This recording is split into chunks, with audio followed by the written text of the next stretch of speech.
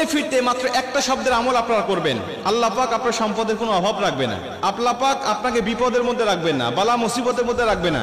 অনেকেই বিপদ আপদ বালা মুসিবত অসুস্থতার মধ্যে পড়ে যান, বিভিন্ন টেনশন দুশ্চিন্তা ডিপ্রেশনের মধ্যে পড়ে যান।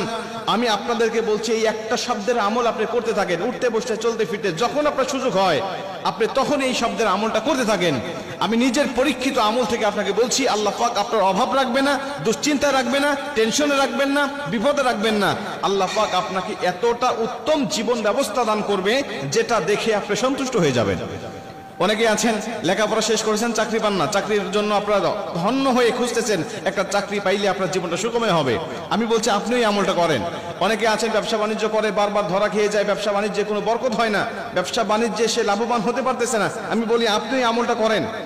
যে যে পজিশনের মধ্যে অসুখে আছেন, যে যে পজিশনের মধ্যে দুঃখে আছেন, ওই পজিশন থেকে আমলটা আপনি করতে থাকেন এই নিয়তটা করে। আল্লাহ পাকের কাছে আল্লাহ পাক অবশ্যই আপনাকে এমন কিছু দিবেন যেটা দেখে আপনি সন্তুষ্ট হয়ে যাবেন, রবের প্রতি শুকরিয়া আপনার বেড়ে যাবে, রবের কদমে সেজদা দিতে আপনার মন চাইবে।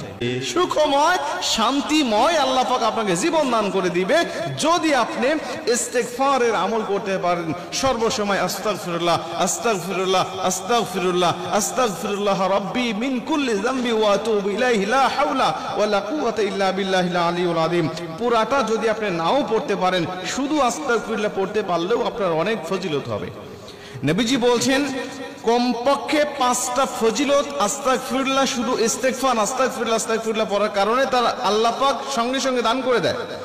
1 নম্বরে তাকে আল্লাহ পাক রিজিকের অভাব দূর করে দেয়। 2 নম্বরে আল্লাহ পাক তাকে মুস্তাজাবুদ দাওয়া বানিয়ে দেয়। ওই আস্তাগফিরুল্লাহ পড়নেওয়ালা ব্যক্তি যদি আল্লাহ পাকের কাছে হাত তুলে দোয়া করে, আল্লাহ পাক তার খালি হাত ফেরত দেয় না, আল্লাহ পাক তার দোয়াটাকে কবুল করে নেয়।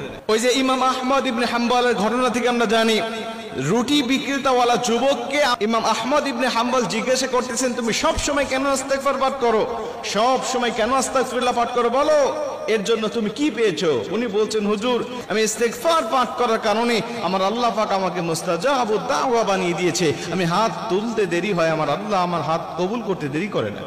সকালবেলায় আমার বাসার সামনে ভিড় জমে যায়, সকালে আমার কাছ থেকে দোয়া নেওয়ার জন্য সবাই আমার কাছে আসে, বলতে থাকে একটু দোয়া করো আমার জন্য, আমার ওই অমুক বিষয়ের জন্য একটু দোয়া করো। আমি তাদের জন্য দোয়া করি আর আল্লাহ পাক আমার দোয়াটাকে কবুল করে নেয়। এর জন্য যারা ইস্তেগফার পাঠ করে আল্লাহ পাক তাকে অগণিত ফজিলত অগণিত নিয়ামত তাদেরকে দান করে যেগুলো সে নিজে চোখে দেখতে পারে।